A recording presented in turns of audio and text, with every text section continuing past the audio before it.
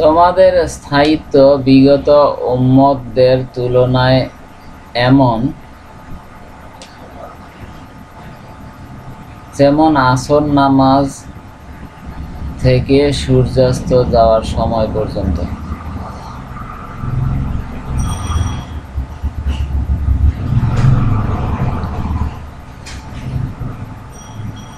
আহলে তাওরাত কিতাব দেওয়া হইলে তাহারা তদনুযায়ী কাজ করিল। যখন দুপুর হইয়া আসিল, তখন তাহারা দুর্বল হইয়া পড়িল।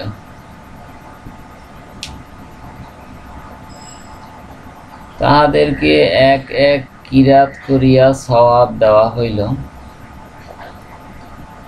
তারপর ইনজিল কিতাবের ধারকদেরকে ইনজিল দেওয়া হইল, তাহারাও তদনুযায়ী কাজ করিল।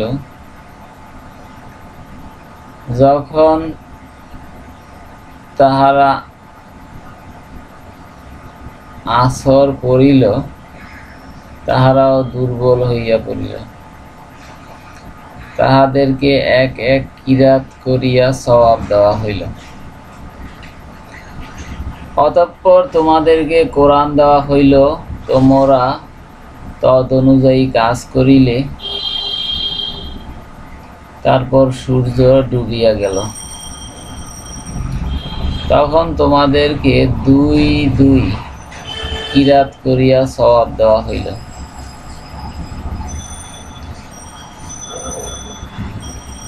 ইহাতে আহলে কিতাবগণ বলিল, ইহারা আমাদের চাইতে কম কাজ করিয়া অধিক পারিশ্রমিক পাইল। আল্লাহ তাআলা বলিলেন, আমি কি তোমাদের হক অর্থাৎ প্রাপ্য দিতে তোমাদের প্রতি কোনরূপ জুলুম করিয়াছি? তাহারা বলিল, না।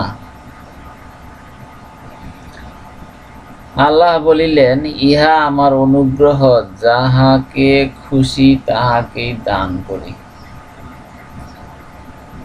আল হাদিস, বুখারী শরীফ, হাদিস নাম্বার ৭০২৫।